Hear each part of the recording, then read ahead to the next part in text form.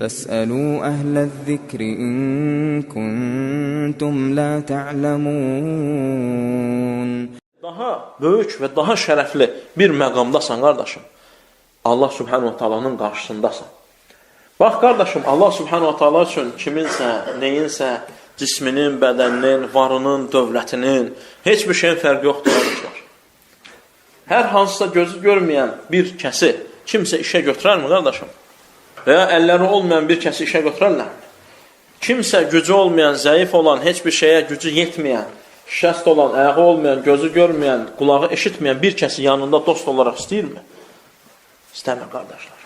Çünki ondan nə kömək gələr, nə yardım gələr, nə iş bacarar, nə bir şey bilər. Lakin Allah öz qabağında onu görmək istəyir, qardaşım. Allah Əzzə və Cəllə öz qarşısında onu görmək istəyir. Nə olursan ol, necə olursan ol, gəl, namaz qıl. Tək olan, ilah olan, Rəbb olan, ağa olan, hakim olan Allah Subhanahu Ta'ala ibadət elə, qardaş. Nə olursan o, gözlərin görmür, gəl namaz qıl, qardaş. Kimsə səni istəməsə də Allahın nidatısı gündə 5 vaxt çağırır. Hayyə aləs-səlah, namaza gəl. İstir gör, istir görmə, istir yeri, istir yerimə. İstir danışan ol, istir danışma. İstir eşidən ol, istir eşitmə. Hayyə aləs-səlah, lakin namaza gəl. Allah səni qəbul edər, qardaşım. Allah səni sevər. Allah səni sevər. Allahın övliya qullarına olan insan. Aydınmı? Yetər ki, sən gəl. Onun üçün Allahın qarşısında kiminsə, neydəsə fərqi yoxdur. Görənin, görməyəndən fərqi yoxdur, qardaşım. Əli tutanın, əli tutmayandan fərqi yoxdur. Yeriyənin, yeriməyəndən fərqi yoxdur. Varı olanın, varı olmayandan heç bir fərqi yoxdur.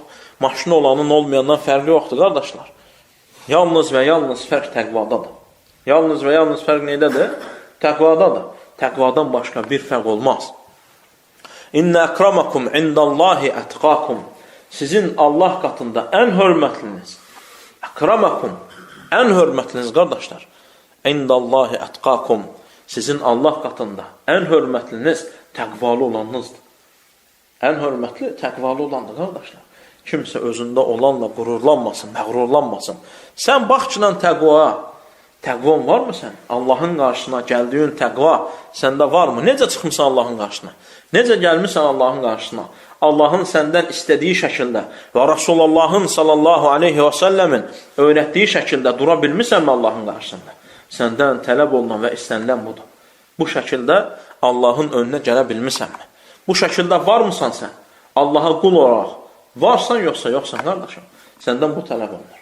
Ciplə mi gəldin, yoxsa zapı ilə mi gəldin? Səndən bunu istəyən yoxdur. Aydındır mı? Allah səndən bunu istəmir. İstəyir dəvə ilə gəl, istəyir uzun qulaqla gəl. Nə ilə gəlirsən gəl. Lakin təqvalı olaraq gəl. Lakin təqvalı olaraq gəl. Allah Subhanahu wa Ta'ala yalnız qatında, Allahın qatında yalnız hörmətlilər təqvalı olanlardır. İxlasla.com saytı tərəfindən təqdim olundu.